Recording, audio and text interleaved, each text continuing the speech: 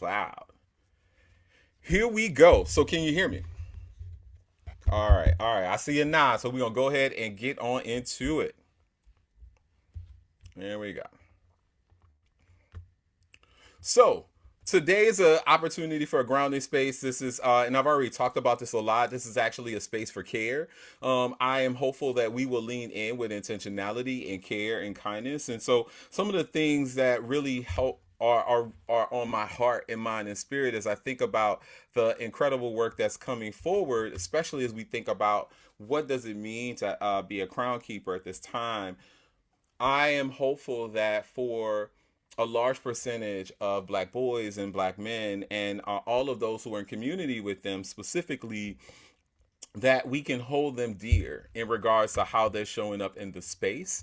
That we have tools and strategies, we have good questions that we're asking ourselves, and we can ground ourselves in community care. I recognize that many of you are already standing in the gap for beautiful Black and brown sons who have a beautiful identities and may absolutely be living and thriving, but there are some of our young people who are actually super challenged at this time.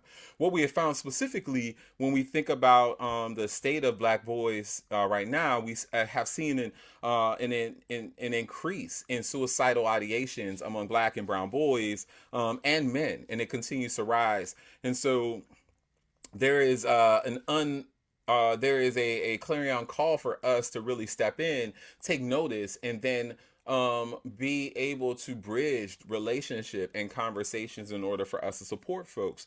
We also see that we have more young boys who are disengaged. This is actually across, demographics, but we're seeing more boys who are disengaged, but especially with Black and brown boys. And also we see it unprecedented time where we have young boys and young Black boys and young Black men who are really wrestling with, I need to make fast money. I need to live into this iconic figurine, if you will, of here's a persona that seems to be tracking um, and trending in our social media, and I need to be more like that profile in order for me to find myself in positive community that I might have respect and regard. And what's unfortunate is because we also are battling with the fact that Black and brown boys may not have the highest literacy rates. They may not they may not be performing at higher levels in mathematics.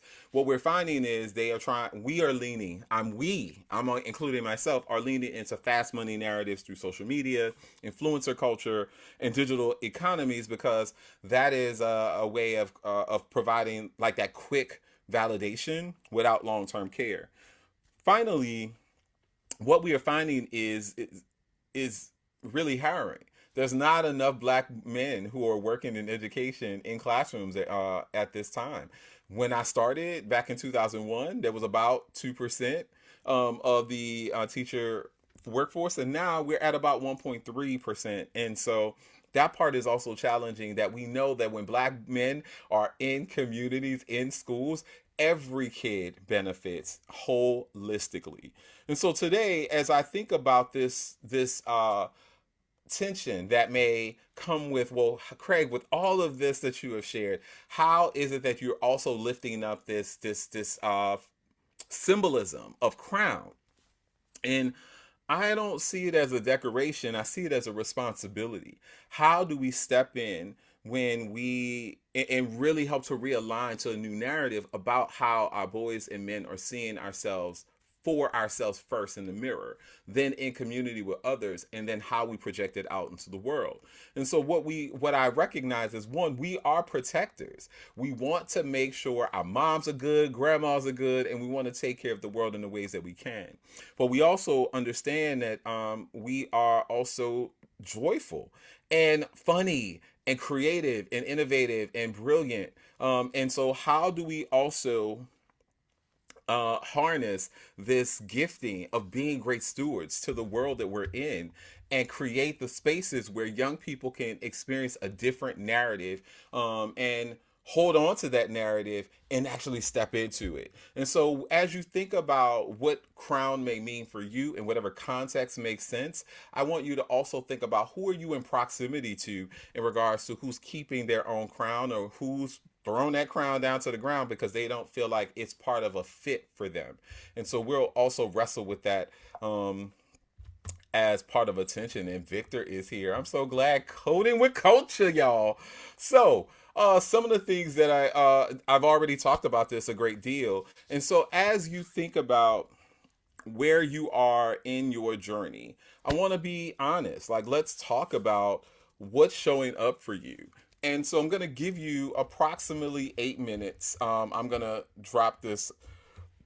Let's see, is this my Google Doc? Yes, it is. So I'm going to make sure that Victor has it. So what I want you to do for the next 8 minutes, you're going to have an opportunity to actually spend some time thinking about this, your thinking, your lived experience, your framing of masculinity, care, and the ecosystem you exist in and reside in.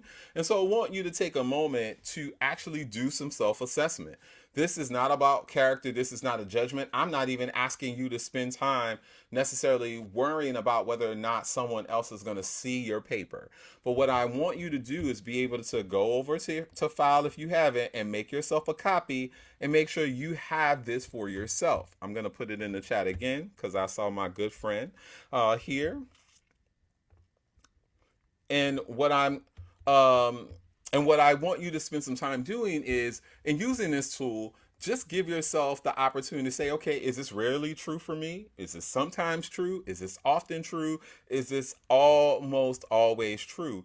And so you're going to have these statements here, and you can literally put an X wherever it feels like, hey, this is applicable to where I'm at, who I am and where I'm at for yourself.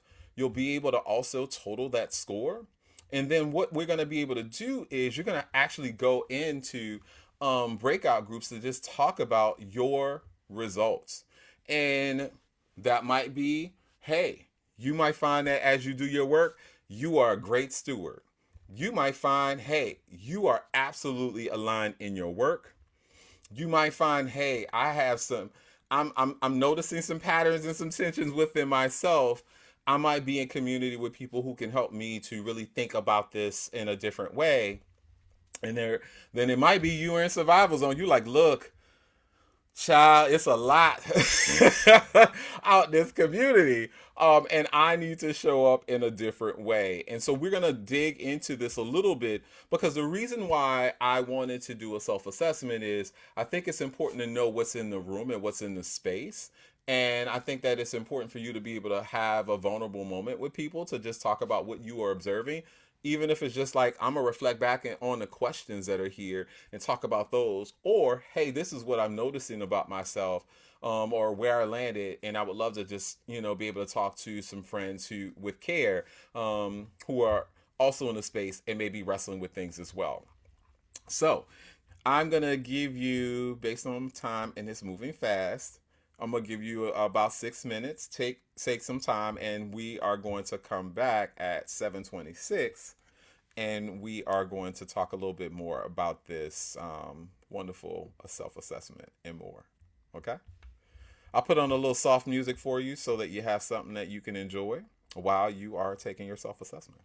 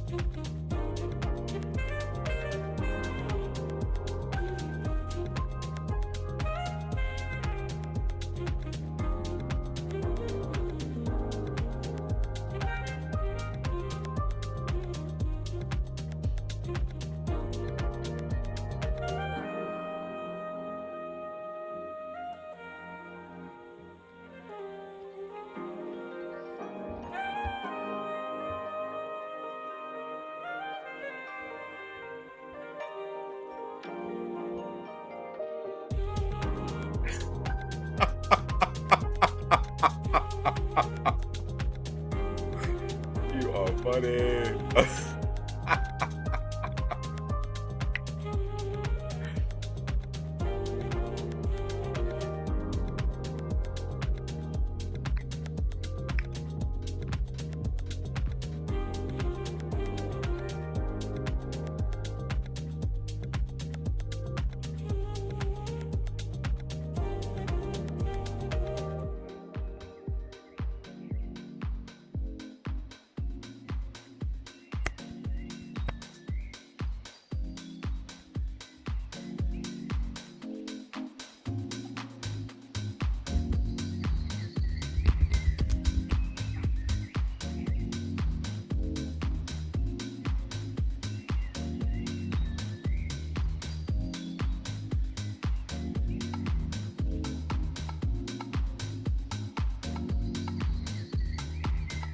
I'll give you about 1 more minute.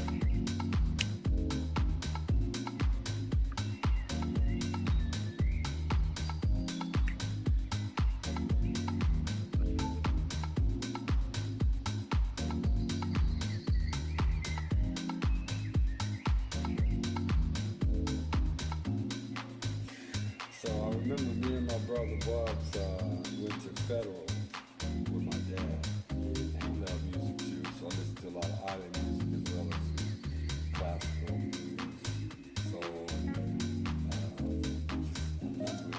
different genres of music. And music really continued in the house. I love jazz and I love piano. So that's why I started playing percussion. All right. I'm bring us back. And so I'm gonna give us an opportunity to talk in whole group, and then we will absolutely go into small group. And I recognize you may not be done, and that's okay. I am testing out some frameworks here specifically because being someone, I made a decision, or maybe I answered a call to create this very expansive ecosystem that will be inclusive and be loving and caring and challenging and stretching for young people, for the adults who stand in it with them, for caregivers and more. And I recognize that I am I am creating something that requires community. I can never do this by myself, and I don't want to do this by myself. But I also want to signal for folks that my thinking about how this ecosystem will continue to expand and breathe, right, is centered on some of these key principles that I'm going to share with you a little bit more. And I'm hoping that what you'll be able to offer to me as feedback is, does this feel like, hey, yes, this is the kind of energy and environment and community that we want to co-create and nurture and find nourishment in? Or are there some things that are missing? And so I just want to be very honest about my intention here.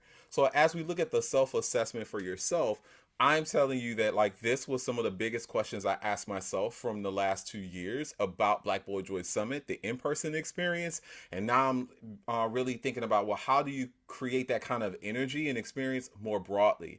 And so one of the things that's super important as we think about creating a living community that will continue to evolve for year after year is, like, who are the people who show up? What are they carrying with them? And what is the architecture of support that will exist and reside for them? Where do we also make sure that we are very thoughtful about some of the experiences that people are carrying and that they are carrying? Some of you are absolutely carrying right now. So I got questions here on the board. I'm gonna, be quiet, lean in. Feel free for people to either put in the chat or you can come off mute.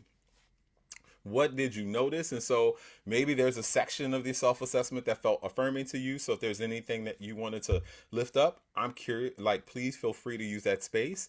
If there's a section that felt uncomfortable or unclear, like, let's lean into that as well. And maybe there's something you are starting to notice about yourself, or just where your thinking is, that also is like, this is some interesting things here, and I don't need people to give scores. I'm just really curious about what people are thinking about what they're experiencing with this self assessment.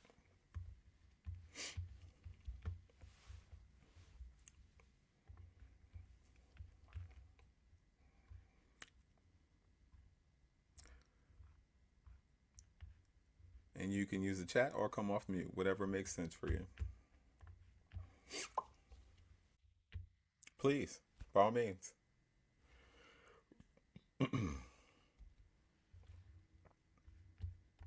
Okay, I will come off mute. All right, Shay. Good evening, everyone. Hello, Craig. Thank you for having this great conversation tonight. So, I'll be first. As you know, I am not an educator, I'm not even a parent, but I love our Black boys, and I just wanted to get more information and insight on how I can support. So, I think for me, Mm-hmm. going through the assessment, I had some uncomfortable moments where I will say I did feel guilty in my thoughts that I do expect Black boys to be a little bit more mature. Mm-hmm. Um, and I kind of, process that and why do I feel that way? So I'm glad you asked that question, and it's given me something to think about for myself and how I view young men in the world. Thank you for being brave and just sharing that out. I can be honest with you. This morning, I was interrogating some of the ways I was raised by my father, and so like Mm-hmm. I am preparing to write a note to him. He's in New Orleans. I'm here. He's 75, and Mm-hmm. I'm curious about what would he do differently in regards to raising Yeah. me, and what are some of the things I'm still bringing into therapy that I'm still Mm-hmm. trying to work out based on the way that my father raised me, and subsequently the circle he and my mother Mm-hmm. had me being reared in. No, thank you. No, I hope he's able to give you some insight on that. Yeah, make me a halfway decent human. We'll see. Yeah. Me We'll post see. it. You know, you'll find out. Yeah. Others who would love to just share a little bit more about their perspective, if anything. I'll piggyback off of that. My name is Dr. Robles, y'all. How you doing? I appreciate being here in the space this evening. Hey. I When I read the question about do I expect Black boys to be more mature, Mhm. I read it in the sense of like, of course I do, right? Like I expect you to be more mature because this world is cruel and they're not accepting of Black boys, so you have to grow up a little bit faster Mhm. and know how to navigate it, if that makes any sense. But it was also like, as I was answering the question, I was like, did I just suck away this child's childhood? Like in so many words. And I had to grow up very fast and very quickly, but I'm from New York City, latchkey kid the majority of my life. Um, so I don't know, like I read it in a sense like, okay, now I have to be more intentional about how I am treating my scholars Mhm. and not just expecting them to grow up faster, but then there was that other question is like, are you creating a space where they can like um an emotionally safe space? So like, yeah, I'm expecting you to be mature, but right now in this moment, I just want to be reflective of like the processes that I'm here dealing with you. So I'm not expecting you to not have made a mistake at all. What I am expecting in this moment is to be able to go through this thought process with them. So I don't, it definitely made me reconsider a couple of things as I was answering the questions because I thought like, and curating my program, obviously I'm a Black boy. I'm like, oh, of course I'm making a safe space for the ones that look like me. But then in answering these questions, I was like, oh, I could do this a little bit better. Hmm. Thank you. I appreciate you sharing that and being brave as well. Uh, Coach Hicks. Now, child, I wasn't gonna try to get off mute today, but I said, I have to speak on this topic. And so it's interesting because in my many trips around this world, around this earth, I feel like one of the things that and all of the brilliant people that I heard speak before me talked about is intentionality. And I think a lot of times when we operate in the space of helping Black children, it's very easy to get, caught up in the, oh, I'm doing the right thing because I'm focused on this. And, encoding with culture is very intentionally um, about Black success unapologetically, right? We pull in, but I think the good thing about the questions were that I think about, my grandparents used to say about iron sharpens iron. Mm. So, if you truly want to authentically operate in that space, you have to be willing to put what you're doing through these filters because the thing of it is that Black is not a monolith. So if we're talking about diversity, we have to honor the diversity in Blackness, and that's how all Black children connect. And so again, I was clearly not the boy that cared about basketball, or you coming to me talking about, oh, you're gonna get all the ladies like that. And it wasn't lost on me Mm. that people didn't see that, Mm-hmm. and so for me, I remember it was a principal of mine that said many moons ago, and I won't date myself by saying how long, but we talking about like maybe the second or third Beyonce album era, but you know, and they said be the teacher that you needed when you were younger. And that really, really stuck with me. And I loved situations like this type of survey to be able to say, hey, you got to be able to talk to talk to, walk the walk to talk the talk. And so I was surprised and, pleasantly surprised that we were doing well in a lot of things, but I've never wanted Coding with Culture to grow past my intention and that intentionality. So these kind of surveys are very helpful in, you know, chin checking myself to speak to the culture. So I enjoyed it, if nothing else. It was a good self-assessment. Oh, I appreciate that. Thank you. Mr. Melvin, I don't know whether or not you were coming off mute because you had something to say. Yes, sir. Well, first of all, good evening to you guys. And let me just, first of all, I'm a dinosaur. And when I see questions of this nature, being a dinosaur, has worked with young men all of my life and all of my career, I often say, and I'll be brief, Mm. uh, I love the question. However, I think it's the those of us that are dinosaurs that drop the ball because we have made statements. All we've heard is that you are kings and queens, et cetera, et cetera. However, Mm. no one ever endeavors to really make that explicit, to Mm-hmm. never explain exactly how those things are. But you constantly have heard that you have to be two, three times better and all of the fluff that we get. So in making this final statement, I think that we need to do a better job of finding out and expressing to these young people who they are. Mm-hmm. Because in my dinosauric opinion, we still don't know who we are. Mm-hmm. And I say that simply because of what I'm seeing right now Mm-hmm. with the way our women are being insulted in politics. You never see Black men step up and support them and say, hey, this is inappropriate. This is not the way you address women. We just sit silently. Mm-hmm. Or we applaud athletes and we only talk about those guys that may sneak in the news about doing something with schools, whatever, but we never break things down. We try to gloss over it. So as I was looking at this, at these different questions, and that's why I said being a dinosaur, uh, there's just so much more that we need to do as Black men to really get our young boys to understand is that you are so much more than being the player with women. You're so much more than being a football star, which I was once told that I was. You're so much, etc. And then we need to share with them how they are so much more, and not just leave it at you come from kings and queens, etc. Because that in and of itself is complimentary, Yeah. but it's hollow. Yeah. Yeah. I definitely understand that, and I agree with a number of points. It's interesting this morning. I'm about to show you a clip. I'm about to show you all a clip that was very resonant for me. I'm gonna say this. I got my partner coughing fit. I woke up. I've been up since 2 o'clock, so I'm literally on hour 15 right now.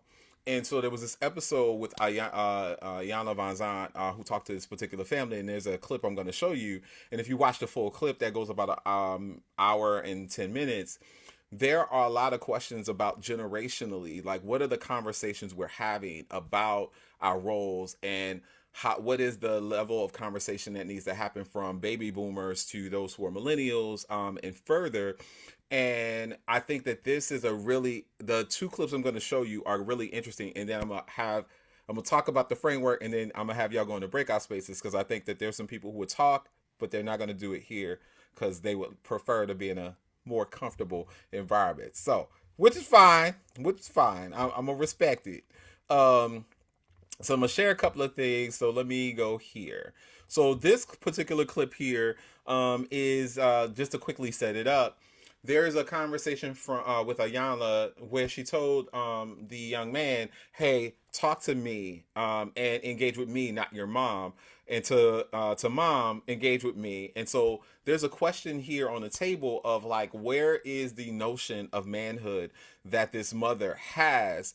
And can she actually articulate what that looks like for her? Because there's a question of why is there tension between them? And so I'm gonna lean into this one. I'm gonna show you one more clip, and then I will give us time. Don't worry, we're good on the journey.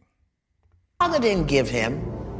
He don't even know what it is, and yet as his mother, you sit in his face and tell him you don't respect him as a man. Tell me how that works. Are you holding him accountable to a standard that you didn't teach him, his father didn't give him? He don't even know what it is, and yet as his mother, you sit in his face and tell him you don't respect him as a man. Tell me how that works. Are you holding him? So I want you to hold that tension. Where did you for those who are having these questions and these notions, like what was the birthplace for you in regards to like, this is how I design my brand of masculinity? Did you have figures in your life? Did you crowdsource the parts of the identity that were important to you? And then how are you living in that collage of identities? For this particular mom, it was very provocative to me. I wish I could show you more of the clip, because she actually didn't have an answer. And that was what was so tough for me, is knowing she absolutely did not have an answer for it. One other clip that I want to show is right here with Will Smith. So how many of you are seen Fresh Prince of Bel-Air at any point in your time? This particular clip here talks about the juxtaposition of fatherhood and its role. And so the reason why I'm presenting this is how, for Will had to make some decisions on like, how is he going to then become the kind of man he needs to be? And the archetype he has pursued is not present for him, and has made a choice not to be present. So as you think about for Black boys and Black men who this is a tension that they hold and we carry, I also think about for women, regardless of whether or not you are a Black woman and a Black mother, or whether or not you are, another, ethnicity or race, or a beautiful cornucopia of identities. Like, how do you rationalize that tension that you see when it's hard for you to give words to what you're seeing happening on, in the life of a wonderful Black son, and you're trying to navigate that tension and walk with him that journey? And I'm going to talk about a little bit of that in a moment, but I wanted to get right here to Will's conversation with his dad. It was great seeing you, son. You too, Lou.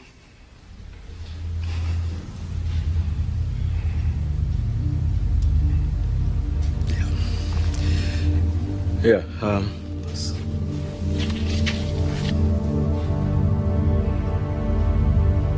I'm sorry, Will. you know what? Actually, this works out better for me. The Slimmies of summer come to class wearing next to nothing. You know what I'm saying? Will, it's all right to be angry. Hey, why should I be mad? I'm saying, at least he said goodbye this time. I just wish I hadn't wasted my money buying this stupid present.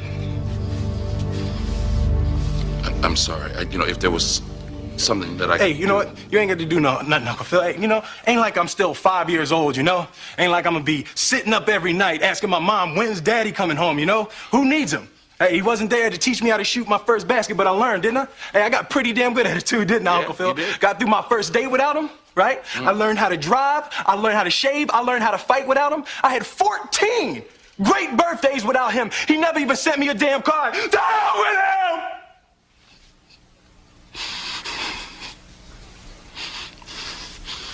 I ain't need him then, and I don't need him now.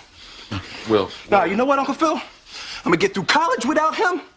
I'm gonna get a great job without him. I'm gonna marry me a beautiful honey, and I'm having me a whole bunch of kids. I'm gonna be a better father than he ever was. And I sure as hell don't need him for that, because ain't a damn thing he could ever teach me about how to love my kids.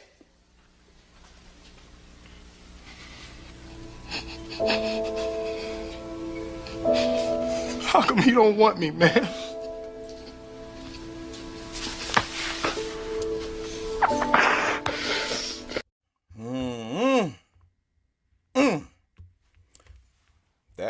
That episode right there, it did a thing, right?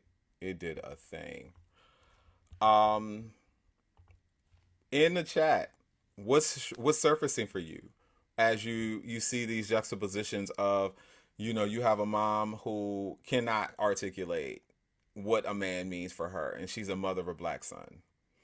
And then you have a black son who is questioning everything about himself because the key figure in his life isn't present for him. And so what this then means is we have different work that we have to do, because many of you are mentors, many of you are teachers, many of you are disruptors, many of you are serving as advocates, many of you have created and are creating programming, especially for black boys and black men. And while I know that we all have good intentions about how we want to humanize the experience, it does not mean that we're all aligned in what humanization looks like for black boys and black men. And so I'm going to give some framing that gives conversation, and then I'm going to send you into breakout groups for a couple of minutes because time is moving fast. But I wanted to, that's not the thing I need. So let me get here. I apologize.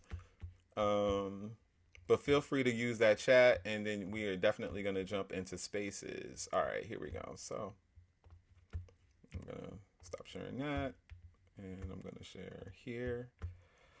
Woo, I'm looking at what y'all putting in the chat, child. It's a lot. So some of the things that I just want to surface for conversation. So as you did your self-assessment, as you wrestle with these ideas, this is a emerging framework that I'm wrestling with, because I really want to think about, are these the kind of topics that folks are really wanting as parents, as caregivers? Are these the topics and questions you are absolutely wrestling with in your own programming? What might be missing? And so I'm surfacing for you that this is evolving. Thinking that I have, and I'm looking to, like, right now this week I've sent out, hey speakers. Hey, like the folks who have done their submissions and have programs that they want to be able to spotlight and be able to offer solutions to folks. I'm wondering whether or not these are in alignment to those folks who will stand before folks and share their knowledge, their wisdom, connect people to their programming. And so I'm thinking about masculinity care in this ecosystem impact, because I recognize that we are about trying to do our due diligence to be impactful in our spaces. I think about power and control. I think about the relationships and repair. I think about the emotional awareness and expression. I also think about, what is the ecosystem saying to young people? And our young people are having to build out their ideas of themselves from the framework of crowdsourcing what feels relevant and responsive. Who feels confident in how they walk into the space? Generally, boys will always lean into someone who is fairly confident in who they are. Sometimes cocky, but definitely confident. And so as you go into your breakout spaces, we're not going to do 10 minutes because that'll be in the time. I'll give us 5. Um, I want you to be able to lean into what feels comfortable for you. If you need a question, then it's about, well, what's residing for you? Why did you come? And what is it you're hoping you're going to get? Or what is a lens that you are really leaning into as someone who is a community builder? So are any of these areas things that you really are excited about, ignited about, or you hoping to get support around in regards to how Black boys and Black men are moving and navigating space? Or is there something else that you are hoping that you will garner from your time in community? And so I also want to say, I see a number of folks here who've put their information in. So if you want to also be in community with other folks from today, and you are not in a breakout space with them, feel free to also use that as well. So Do you have that link?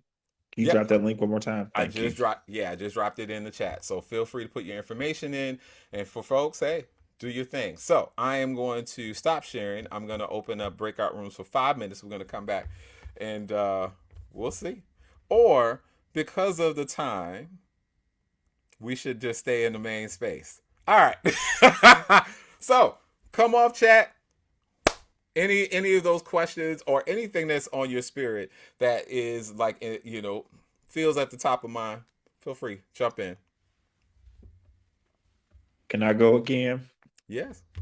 Okay, I'm sorry. I know I talked a lot. I'll be short this time. I think for me, we really have to start talking about the narrative, right? I think a lot of what we consider detrimental or how we allow ourselves as a community to be assessed and just our general well-being is very Eurocentric. And so we realize that the country that we live in was created in a spirit of injustice. So, we can't. So, like, again, and it really spoke when we talk about this disconnect between, Black women and men, period. So we talk about mother, wife, husband, however that works. And I think the problem is that it's like judging apples and oranges, right? What we consider, acceptable, how we want our children to live, like these things have served us very well when we think about when we did it without being able to integrate into the larger community, right? And so I think now that we're like, again, how can a Black mother not know? You understand what I'm saying? Like, this is fundamental. Our women birth our baby boys, our baby girls. So why are we even allowing a type of conversation to say, you know what I'm saying? What have we allowed to be filtered into our communities, into our mindsets that allows us to happen? But anyway, I'll be brief because I can be on a soapbox about that. But I think we just have to be careful of how we're looking at what's good and what's bad, because I think as we seek equity, we want to be clear that all we want is access. We don't necessarily want to adopt the ways, good or bad, of a different society or community. And I think, yeah. But anyway, I'll stop there. I know we're on time.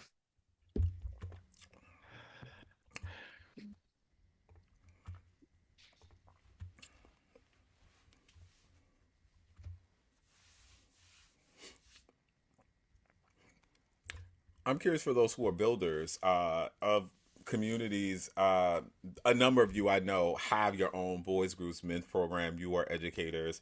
I'm curious about how are you negotiating that and creating ecosystems that feel inclusive and feel stretching in regards to what you're facing in building versus societal norms, and maybe even the tension you have within yourself about like, hey, I was raised in this way and these are the beliefs I've carried, and now I'm trying to create a system and program that might be different from the ecosystem that I found myself being grown in or raised in.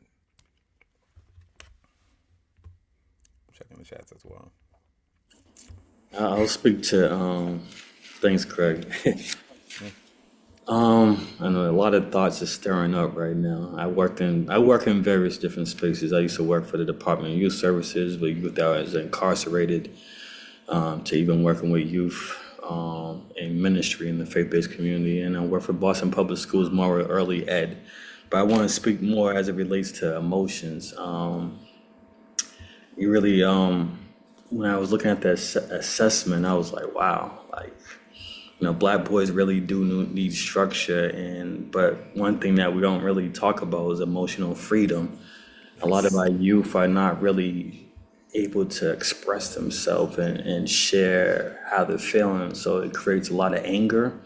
And oftentimes when we're having conversations, they say they can't even have a regular conversation with their parents or who they live with because they get defensive, and they're responding before they even finish expressing how they feel. So they hold it in, which is like a domino effect, is leading to suicide, just leading to all these different depressions, anxiety, all these different things. And I'm noticing that in all the different spaces that I mentioned, faith-based, criminal justice system, in Boston public schools. So I'd like to speak that we have to do a better job on acknowledging the feelings and role modeling spiritual, maturity on how we should go about handling our emotions. Yeah, it's why I'm in therapy. I'm 5 therapists in at this time. I will say this and then turn it over to Melvin. I'm literally on my probably 5th therapist in the last 7 to 8 years. And it's recently that one of my latest, my I call her Magic. She's had me bring in the 10-year-old who wasn't healed, and brought in the 31-year-old who got rejected and was out and maybe in community and schools, and was worried about being fired because being a Black queer educator is a whole thing. And it's interesting that some of my colleagues who didn't share the similar identities could be free and be out, and that was not my lived experience. And so I'm glad that I was in a book club that I did, and someone revealed, we knew, right? And we knew, we loved you, we ain't had no problems. And it's like, well, that wasn't how the stories I was telling myself. So when you talk about emotionality, I know that we also don't create the space even for men to be to create, to actually we have to do so much more cognitive work to see whether or not we're really having a conversation about vulnerability, or whether or not we're having a conversation about positionality. And like I want to get into that, but I'm not. Melvin, yes. I see you make the clap. I'm like, yes, Melvin. Well, actually, you are hitting a lot of buttons, and that's what allowed me to say briefly. It's a landmine. And if you ask 100 men what it is to be a man, you will get 100 definitions. If you ask 100 women what it is, what they think is a man, you get 100 definitions, because no one has ever defined that narrative. You're either macho, or you're sensitive, or you're insensitive, or you're not in touch, etc. And you were saying, really, allow me to say without being condescending, many of the expressions and feelings that people have because they don't know where the space is. And you have, again, dinosaurs like me, and I'll be very honest, and I don't mean to be disrespectful, because I love people. I have people in my family that ascribe to many identities, if I can say it that way. But I'm old school, so you're old school, and we react a certain way. You say certain things, you try not to say certain things. You feel a certain way about life and about choices that people make. So I think, unfortunately, a lot of times we put undue pressure and unfair pressure on people, because I want to go back to what I said initially, is that we never take the time to really explain anything in detail. We will gloss over it. We will glass over it. We will give our opinion, and then we just kind of let it drop. And the person many times becomes more confused now than they were before we even opened our mouth. So just like the other brother, I don't want to take up all the time talking, but I just kind of want to share that. Look, you got folks lean in there like, oh. So I'm gonna say this. I will stay on. I'll stay on a little while longer for those who want to stay. If you got to go, you got to go. That's fine. We're recording. You got all the things. So I'm gonna say that at 7:59. But if you willing to stay, I'm staying. And I was gonna say, can we have another one? When's part 2? Yes. I got some more to say. Got you. So I'm just saying for those is like, oh, I gotta go. Love you. You have all the information in the workbook. For those who want to stay, we'll stay a little bit longer, and and I'll talk about Black Boy Joy, after we do this. And yes, Andy, love, come on, love.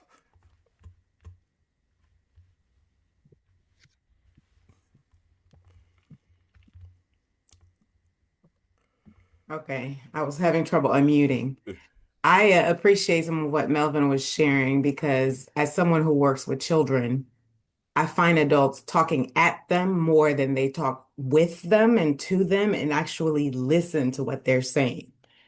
And I will also add, very brief, I think part of the problem is that we're trying to define masculinity for people when really it's a personal thing. To your point, 100 definition, it's a personal thing. We live in systems that are patriarchal, which means they're trying to control our bodies. So I think spaces that are safe, say, show up, be who you want to be, as long as it's not impeding on someone else's right to be who they want to be. And if we can do that, what it looks like will look different, yes, but we get to co-create that together without impeding on who you're trying to be for yourself. But that requires a whole set of skills and willingness to let go of our own programming around the patriarchal systems that have programmed us to think and be who we are. That's what makes it so difficult. And that's why we need communities like this. So thank you, Craig. Oh, good. Amen.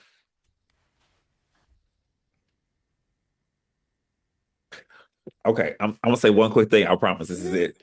So I think again, it goes back to the point of the standard at which we're holding ourselves up to, right? Because again, we talk about, Black people have always been, a spectrum of things. And I think, we existed, we think about at our very beginnings from what we know, we can just look at the pictures and the clothing and the celebrations, like these standards of like masculinity and femininity are, again, very Eurocentric. And I'm not saying that we have to necessarily, but again, there's power in when somebody always feels like they're wrong, right? It's why with our ancestors, they stripped the religion, they stripped anything that reminded them that there was pride in who they were. And so I think, again, I would love more conversation around the fundamental, like the definition. Like when we were finding our own community, we had, queer brilliance. People knew, like, see, all these people, like, we weren't worried about them. My aunt used to dance with the Diarettes. Like, she was like, Sam, that whole crowd, because they had to love on each other. Some people were gay. You had lesbians. I ain't gonna name no names that she said, because, she's old and I don't want to put nobody on blast. But the thing of it was, like, my mom and them met Dinah Shore and them because Black people, when they came in town, their people, they came to the aunties and uncles' house. And I think all that to say, like, we've lost track of that. Like, we've forgotten that, we talk about, we laugh it off. We talk about the families that got together for cookouts and Thanksgivings. Like, that's what Black people need. We thrive in community. Where we're messing up is we're trying to line up with this me, me, me. White folks live in caves. And I'm sorry, I say the thing because I'm old. But the point of it is that that's not how we're wired. It's just not. And so us continuing to try to reach this level of success or whatever it is that we think that we have to reach, that's like an apple saying, I want to be an orange. You're never going to reach that. And there's power in when people think they can never reach the ideal. You understand what I'm saying? And so I think it's just, we got to start digging back to what is good for us and building in that, because the reality is we've never been more educated. We've never been more connected. We've never been more. So now we have to start connecting the dots. Like, where are our Black school systems?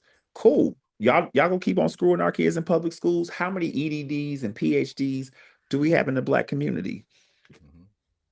Should no white man be opening no HBCU charter school pipeline? Are you kidding me? We don't need that. No, no, thank you. No, thank you. I mean, I appreciate it, but no, nope. Mm-mm. All right, I'm done. I promise. I'm done. Shh. You never done. Like as long as I've known you, you've never done. That's Like good though, man. That's I good. will That's I good. will literally piggyback off of that, and I'm not. This is a conversation for a whole nother day, but since you opened up the can of worms, I might as well just finish pulling the top off. I proposed a charter school, and it was denied by the Georgia, people that approve stuff. Can't think of the names right now. I'm literally doing spreadsheets. That's why I've been off camera, but I am listening and engaging, right? But they denied it. But then here is another ethnic group that comes along and their charter school proposals gets approved. Now I have a doctorate. I've been in education my whole life. I'm quadruple certified in very different disciplines.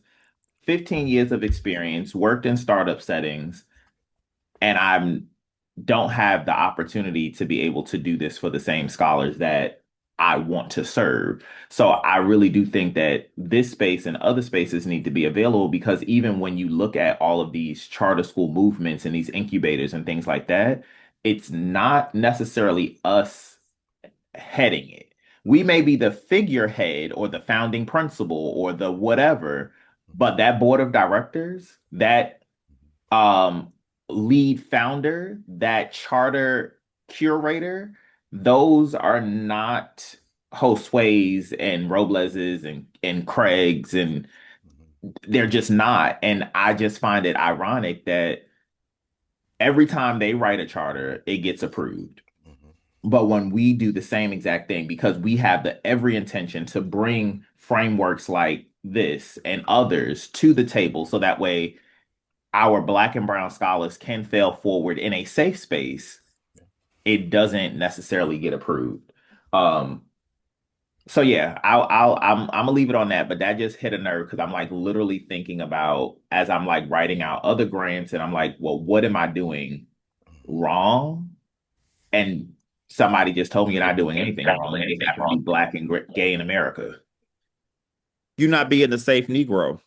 It, You supposed to stay in the classroom and talk to all the bad Black boys and coach the basketball team. right. You said it. Yep. You said You, it. you supposed to only You be the said it. coach. That's it. You You're the said Negro it. whisperer. You're the Negro whisperer. And that's it. And dance with the kids.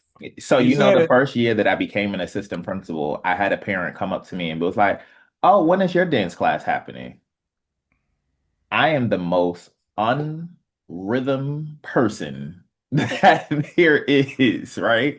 Like when I go to the school dances, the kids is like, "All right, Dr. Robles, all right." Yeah. Like, okay, this ain't for you. So but anyway, I yield. But it struck a nerve, and yeah. But May to your I? point, I'm sorry. think Go about ahead. think about why they were scared of the Black Panthers, because they had a plan. They love us when we on the surface. They can't stand when we have a plan. They want us to march and pray and cry and take a knee. When we start organizing, that's when the folks start getting nervous, and that's why they don't want no Black owned. Think about every successful charter school, and I said in the chat, I'm not gonna mention no names, but it's always them at the figurehead. Excuse me, Oprah, are you kidding me? Do you know if you gave Marva Collins that same 35,000, whatever you gave Ron Clark, baby, the magic that would have happened in that classroom? I don't want to see no more Black children dancing on desks. I'm sorry, I don't, I because you don't don't I don't want to represent. see Black kids dancing on desk. I'm sick of people talking about the graduation rate is at an all-time high when the literacy rate also in 12th grade is at an all-time low. Embarrassing. We are literally pushing kids through the system. Then we talk Amen. about why they're going out and dropping out of college. They're not successful there because they can't read, they can't write, they cannot perform arithmetic. And arithmetic is my thing, if you can't tell from the background. But they can't do the basics. So I can't introduce you to a concept of STEM because you can't read the product and or compute the equation. So to your point, again, if they would have just gave a piece of the money. So Oprah, LeBron, all of those people that have poured into these um cookie cutter charter school movements, and you can pick up what I'm putting down, and So just gave it to someone like myself, or even like, and and again, not to toot my own horn or anything like that, but I run Math and More.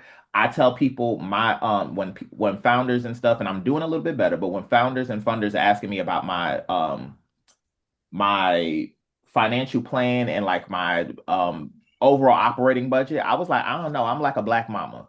I got $10,000 and kids gonna eat, they gonna jump, they gonna go on a field trip, we gonna do this, we gonna do that, and this all what we gonna do. Then how you gonna do that with $10,000? I don't know. The Lord gonna make a way. But this how we gonna do it. So, Doc, you need to join this Intuit program that I'm in that I did with Coding with Culture. And you get free access to MailChimp for a year. They do QuickBooks for just because I'm the same way. I'm the creative, so I had no idea. But we'll reach in. Make sure you Okay. reach out offline. I'm gonna send you that stuff. If you fill your stuff out, my stuff is already on that form, but I did too. Okay, I'm gonna find you. Okay. may I say this, guys? Don't, I told you guys coming in, I'm a dinosaur. Please do not get discouraged. Everybody has heard about Joe Clark and Lean on Me. I have utmost respect to him and his death. I ask people all the time, have you watched the George McKenna story? And they go, who? I said, Denzel Washington played the part of George McKenna. It's still right now on Netflix. It aired in 1985. George McKenna was my mentor and my boss. Achieved the same thing at Washington Preparatory High School on 1600 Dinka Avenue in Los Angeles as Mr. Clark did. Why am I sharing that with you? And I say, don't get discouraged, because you are answering the reasons they do not want to give you the charter, because you are now not restricted as to how you can address these children in the way in which they need to be addressed. As a compliance monitor for the Michigan Department of Education many years ago, there were 12 of us. Charter schools are not held by the same standard. They can restrict, as all of you know, because you're educators, what you instruct, how you instruct it, etc. With your new administration, if you can call it that, because it's completely a joke, you see how they're trying to eliminate all of the causes and stuff who we are. So that's simply why I'm saying, please do not get discouraged, because that's their game plan, is to keep denying you and to keep browbeating you until you throw your hands up. Well, our children are on life support. And that's why I mentioned Dr. George McKenna, not to pat myself on the back. Youngstown, Ohio, Cleveland, Ohio, and Shreveport, Louisiana. We turned around 3 schools that I've been blessed to have been the principal of. So do not allow these people. As a matter of fact, I used to be called the superintendent's worst nightmare as a principal, because just like you just said, young brother, I heard him. I know what my budget was. I knew how to do the budget. However, I also knew the nuances and understood the rules and what you had to give these children as to what they needed. That's how my family and I became really great friends with Serena and Venus Williams' family. Some of her kids, some of their cousins were students in my school in Michigan.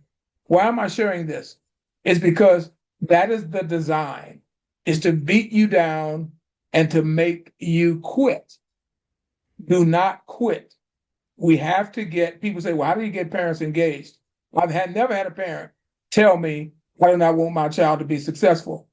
So we meet those parents where they are, even the ones that pretend not to be interested. You guys know as well as me, they're embarrassed. It's not that they're not interested, because they don't feel like they can academically sit with you and talk with you, because they've had so many experiences of being embarrassed, beat up, talked about, disregarded, put down, etc. So I'm going to stop preaching. I knew I was coming to this meeting because I was going to hear some good stuff. And I see young people. You guys have revived an old man. I'm 72 years old. I'm a dinosaur. And I get so frustrated sometimes, wondering what happened to the young people. Why do we not have people fighting for education for our children? So let me say thank you, and I promise you, I'm not going to utter another word. Look, thank you for your love offering, Melvin. Look, this is why ultimately, this is why I'm doing what I'm doing. I am not. I'll say for me, I think for many of us here, we are not we're not standing down in regards to the road ahead. And so for me, I'm like, let's crowdsource as much energy and intellect and genius as we can. And so I want to make sure I release folks to be able to take care of yourselves in whatever ways. And however you want to give me feedback about how today felt, if you feel like, yo, let's do this more, let's do this again in whatever ways, like I want to know that. So I'm going to share just the architecture, somewhat of a pitch, somewhat not. But I got to, I just want people to know Black Boy. So I am expanding Black Boy Joy, which was just an in-person convening here in Boston for the last 2 years. This upcoming year in 2026, it will be in Boston. I can't promise that it'll be just in Boston in 2027. But in 2026, we're having an in-person convening, and we actually we're starting with the babes, and we're really going to center them. But for this experience, what we found was there are all these people like, hey, Craig, would love to be in the community, would love to be connected, love to be plugged in. I have stuff that I would love to be able to share. I want to be partner, collaborate, what have you. This is like an attempt at answering that as an ask.